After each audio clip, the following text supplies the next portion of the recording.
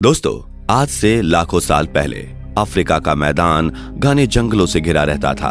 पूरे अफ्रीकी जंगलों पर हमारे पूर्वज आदि मानव का राज हुआ करता था। ये दौर था आदि मानव के विकास का। इन्हीं घने जंगलों में उन्होंने खुद को विकसित किया और खुद को अन्य जानवरों से बेहतर बनाया। लेकिन सोचने वाली बात यह है कि जब सब कुछ सही चल रहा था तो ऐसी क्या परिस्थितियां आन पड़ी कि आदि मानव को अफ्रीका को छोड़कर अन्य महाद्वीपों पर बसना पड़ा। क्या कोई प्राकृतिक घटना घटी थी या फिर उसके पीछे कोई अन्य कारण था? आखिर आदि मानव की कौन सी प्रजाति थी जो सबसे पहले अफ्रीका महाद्वीप से बाहर निकली? दोस्तों, जानेंगे सब कुछ इस वीडियो में, लेकिन उससे पहले वीडियो को लाइक और चैनल को सब्सक्राइब कर लें। तो चलिए बिना समय गंवाए वीडियो को शुरू करते हैं। दोस्तों, आज से 20 लाख साल पहले अफ्रीका का ये मैदान घने जंगलों से घिरा रहता था। इन घने जंगलों में तरह तरह के शिकारी जानवरों का डेरा हुआ करता था। इन्हीं शिकारी जानवरों में सबसे खूंखार, लंबे दांत वाले शेर और लकड़बग्घे शामिल हुआ करते थे। इन्हीं जंगलों में आदि मानव भी रहा करते थे। दोस्तों, अफ्रीका में आदि मानव की जो सबसे पहली प्रजाति थी उसका नाम प्रोकॉन्सुल हेसेलोनी था।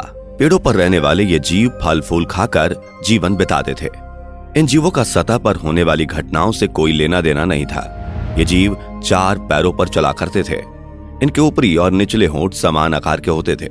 ये दिखने में आज के मकाऊ से काफी मिलते जुलते थे। प्रोकॉन्सुल के फॉसिल्स ज्यादातर ईस्ट अफ्रीका में मिलते हैं, जिससे इनकी शारीरिक बनावट का पता चलता है। फॉसिल्स से वैज्ञानिक अनुमान लगाते हैं कि ये अपने दौर में अग्रेसिव नहीं हुआ करते थे। रिसर्चर्स बताते हैं कि उस दौर में 10 मिलियन साल पहले पृथ्वी के तापमान में आई भारी गिरावट की वजह से अफ्रीका के जंगल प्रभावित हुए थे, जिसकी वजह से प्रोकॉन्सुल को पेड़ से उतरकर जमीन पर आना पड़ा और इन्होंने 2 पैरों पर चलने की शुरुआत की। और एक अन्य जाति आर्डिपिथेकस रेमेडिस इवॉल्व हुए। इस समय वो 2 पैरों पर चलने में सक्षम तो हुए, लेकिन इनके पैर अभी भी पहले के जैसे ही थे, जिस वजह से इनकी चाल आज के इंसानों से काफी अलग थी। 2 पैरों पर चलने के बावजूद भी अभी भी इनका जुड़ाव पेड़ों से रहा। ये अपने दोनों हाथों की मदद से पेड़ पर चढ़ा करते थे। जैसे जैसे अफ्रीका में पेड़ की संख्या कम हुई, ये भी इवॉल्व हुए और एक नई प्रजाति अफ्रीका के जंगलों में विकसित हुई, जिसे एस्ट्रोलोपिथेकस एफ्रेंसिस के नाम से जाना गया। इन जीवों के अंदर सभी चीजों को जानने और समझने की जिज्ञासु प्रवृत्ति ने जन्म लिया। इनके दिमाग का विकास हुआ। इनकी शारीरिक संरचना में भी बदलाव आया। इनकी चाल इंसानों से काफी ज्यादा मेल खाती थी और ये झुंड में रहा करते थे। ये प्रजाति आमतौर पर शाकाहारी हुआ करते थे। ये फलों पत्तों को खाकर ही अपना जीवन बिताते थे, लेकिन मांस मिलने पर ये उसे भी खा लिया करते थे। जैसे जब शेर, तेंदुआ या लकड़बग्घे अपने शिकार को खाने के बाद छोड़ देते थे तो ये उन्हें खाते थे। ये खुद शिकार नहीं किया करते थे, क्योंकि इनके पास उस समय आधुनिक हथियार नहीं हुआ करते थे। कई बार जब इन्हें भोजन नहीं मिल पाता था तो ये पेड़ों की जड़ों को भी खा लिया करते थे। 1.5 मिलियन साल पहले एस्ट्रोलोपिथेकस भी इवॉल्व हुए और धरती पर इंसानों की पहली प्रजाति ने कदम रखा। वैज्ञानिकों ने इन्हें होमो हैबिलिस का नाम दिया। होमो हैबिलिस के बाद से ही मानव ने कभी पीछे मुड़कर नहीं देखा। ये नित्य नई नई चीजें सीखते चले गए, लेकिन समय के साथ ये होमो हैबिलिस भी इवॉल्व हुए और फिर धरती पर कदम रखा होमो इरेक्टस ने। दोस्तों, होमो इरेक्टस ही आदि मानव की वो प्रजाति थी जिन्होंने अफ्रीका महाद्वीप को छोड़कर अन्य महाद्वीप में बसने का फैसला किया। रिसर्चर्स के माने तो आज से लगभग 18 लाख साल पहले होमो इरेक्टस ने यूरोप और एशिया में फैलना शुरू किया और यहीं से इनका विस्तार धीरे धीरे सभी महाद्वीपों में हुआ। फिर चाहे पश्चिमी देश, नॉर्थ अमेरिका या साउथ अमेरिका हो, सभी जगह इनका विस्तार हुआ। हर महाद्वीप के वातावरण के अनुसार इनके रंग रूप में बदलाव आए। यहाँ हम कह सकते हैं कि जो ठंडे स्थानों पर बसे उनका रंग गोरा और जिन्होंने गर्म स्थानों को चुना उनका रंग काला हो गया। लेकिन दोस्तों, प्रश्न अभी भी वही है, आखिर होमो इरेक्टस को अफ्रीका महाद्वीप क्यों छोड़ना पड़ा? इसके पीछे के कारण को आइए समझते हैं। साइंटिस्ट के मुताबिक इनके प्रभाव का मुख्य कारण क्लाइमेट चेंजेस था। दरअसल उस दौर में भूकंप की वजह से टेक्टोनिक प्लेट्स में भयंकर हलचल हुई।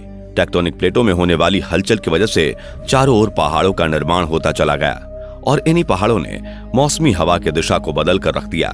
हवा की दिशा बदलने की वजह से घने जंगल सूखने शुरू हो गए। दोस्तों, इस घटना से घने जंगल घास के मैदानों में बदल गए।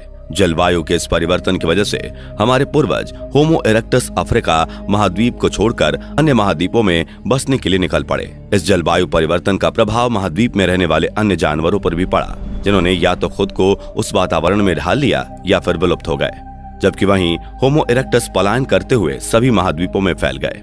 आरंभिक समय में होमो इरेक्टस खानाबदोश जीवन व्यतीत किया करते थे, यानी भोजन और आश्रय की तलाश में इधर उधर भ्रमण किया करते थे।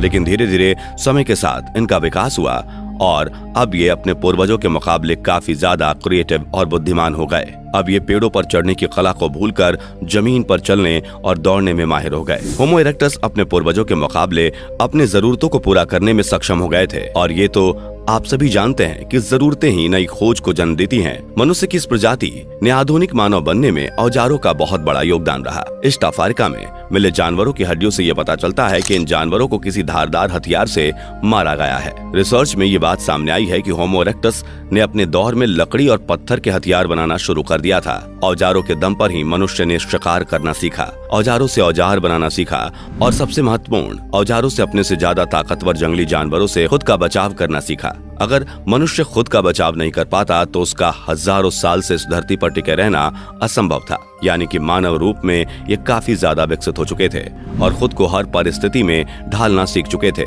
इन्होंने जंगल पर काबू पाना सीख लिया था। इंसानों की यही वो प्रजाति थी जिन्होंने आग की खोज कर ली थी और इसके फायदे को भी इन्होंने समझ लिया था। इन्होंने आग से खाने को पकाकर खाना शुरू कर दिया। होमो इरेक्टस 4 से 5 फीट लंबे और 40 से 70 किलोग्राम वजनी हुआ करते थे। अब बंदर जैसे दिखने वाले इनकी प्रजाति इनके पूर्वज हो चुके थे और ये पहले की तुलना में आधुनिक हो चुके थे। समय के साथ इनका दिमाग भी विकसित होता चला गया, लेकिन धरती पर टिके रहना इतना भी आसान नहीं था।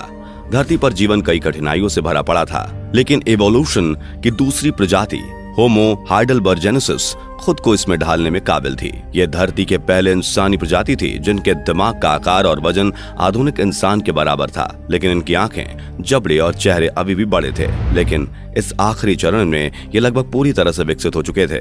ये घर बनाना जान गए थे। इतना ही नहीं, वे मृत लोगों को दफनाना भी शुरू कर चुके थे।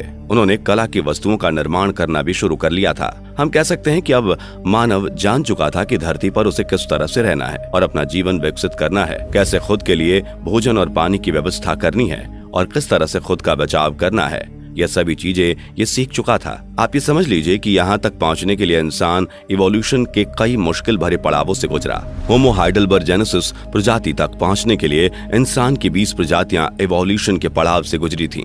समय के साथ साथ एक एक करके ये सभी प्रजातियां धरती से विलुप्त हो गईं और जो रह गए वो होमो सेपियंस के रूप में विकसित हुए। होमो सेपियंस यानी कि आधुनिक मानव कई मिलियन साल तक चलने वाले इवोल्यूशन के बाद धरती पर जन्म लेता है।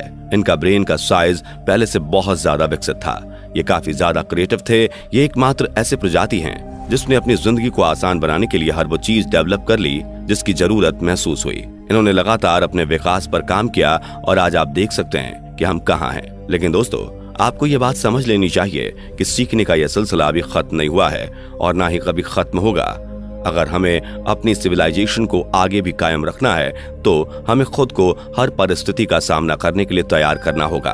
तो दोस्तों, आज के लिए फिलहाल इतना ही। मुझे उम्मीद है कि आज आपको बहुत कुछ जानने और समझने को मिला होगा। वीडियो अच्छी लगी हो तो इसे लाइक, कमेंट और शेयर करें और इस तरह के और भी अमेजिंग एंड इंटरेस्टिंग वीडियोस देखते रहने के लिए चैनल को जरूर सब्सक्राइब कर लें। Thanks for watching.